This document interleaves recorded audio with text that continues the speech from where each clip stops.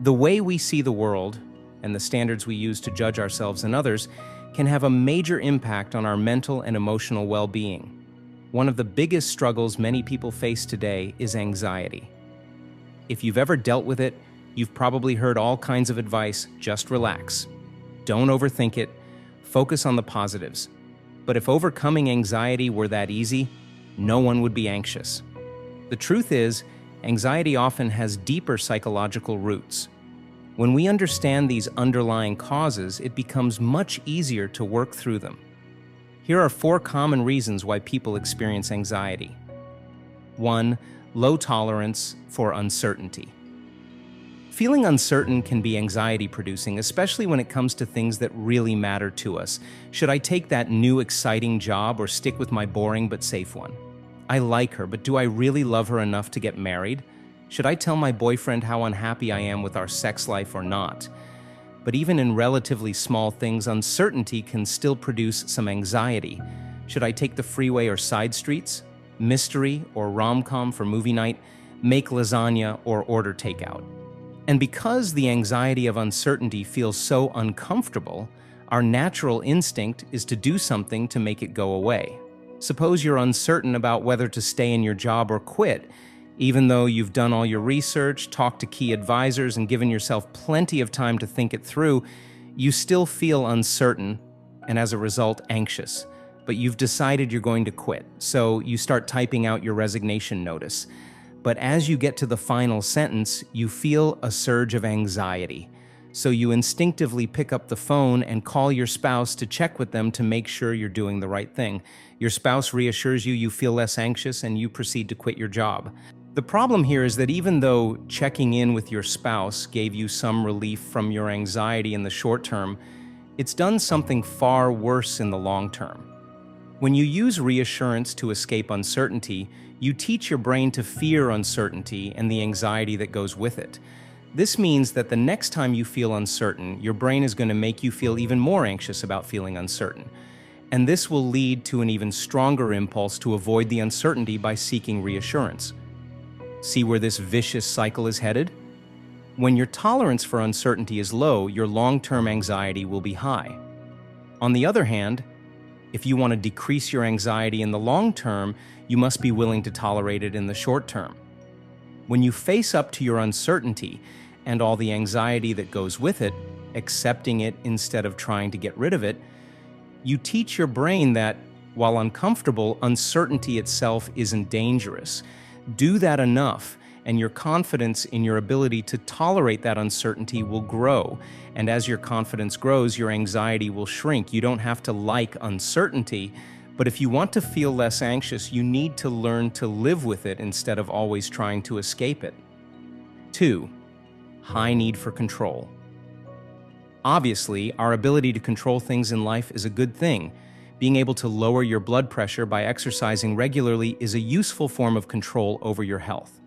Being able to decline a second date with that creepy guy is a useful form of control over your social life, and being able to choose vanilla versus chocolate ice cream is a nice form of control. But like so many things in life, appearances can be deceiving.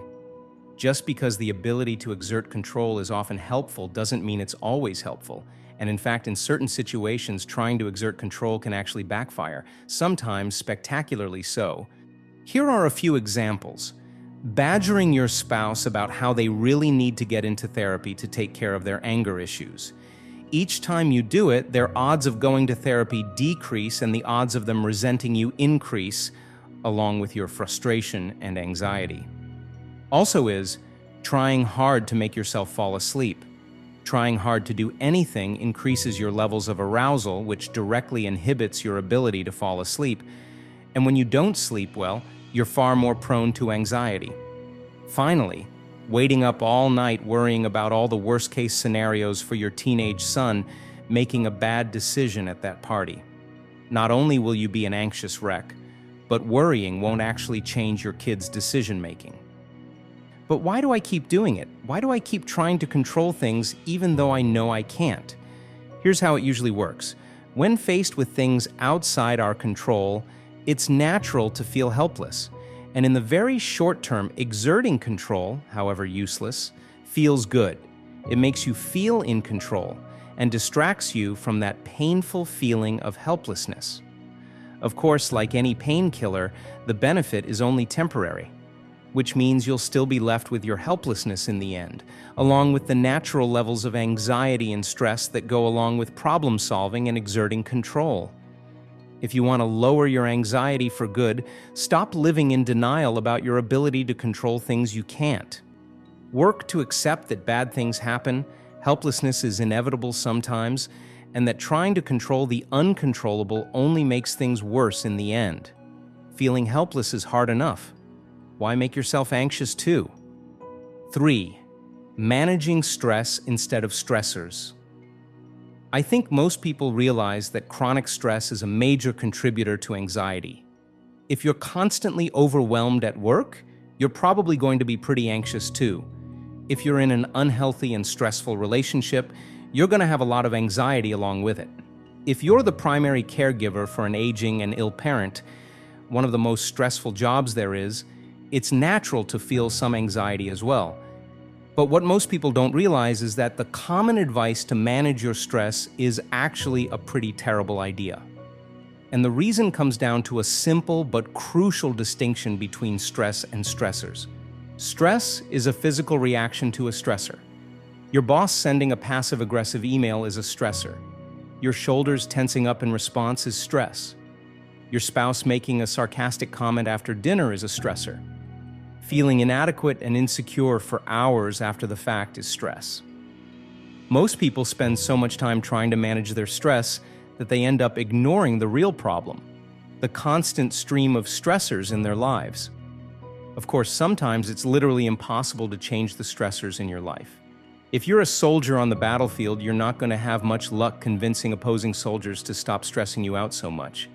But most of us, in most aspects of our lives, have more control over our stressors than we think. For example, many people end up believing that rude or toxic people in their lives are an inevitable stressor that will never change. And as a result, all they can do is try to manage their own stress, do more meditation, think positive, etc. But here's the thing. I don't care how much mindfulness meditation you practice. If you're surrounded by jerks who demean you all the time, you're going to feel pretty anxious.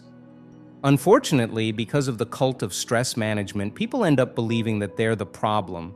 If only I thought more positively, I wouldn't be so stressed and anxious. Nonsense.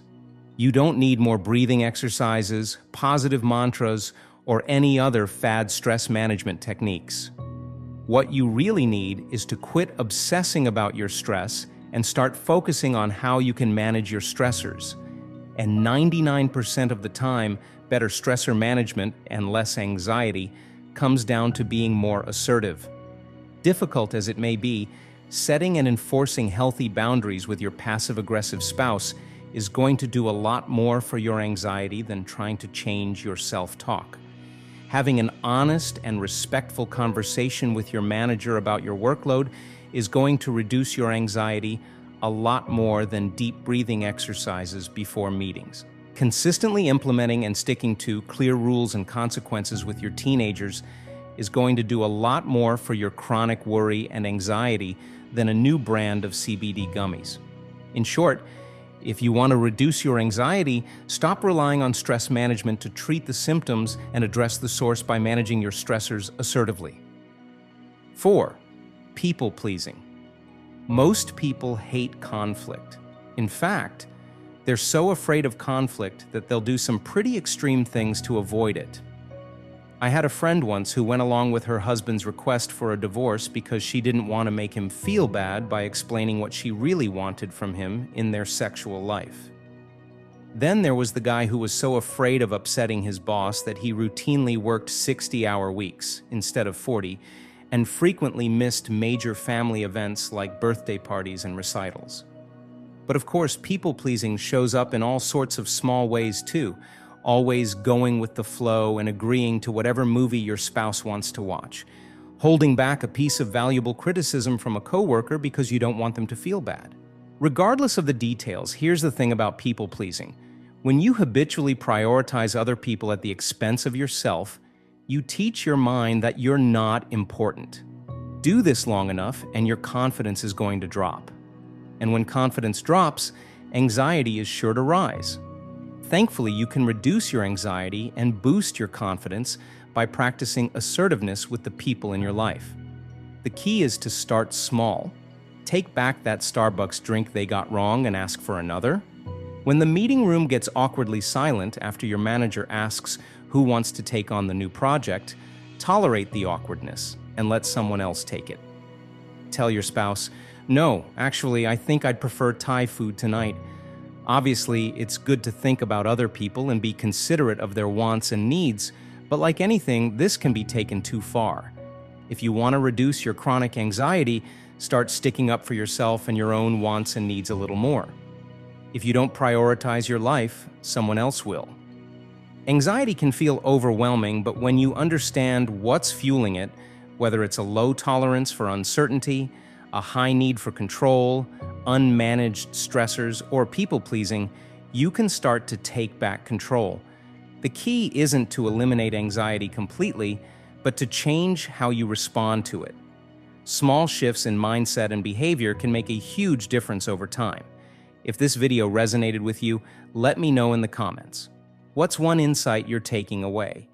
And if you found this helpful, don't forget to like, subscribe, and share. Thanks for watching, and I'll see you in the next one.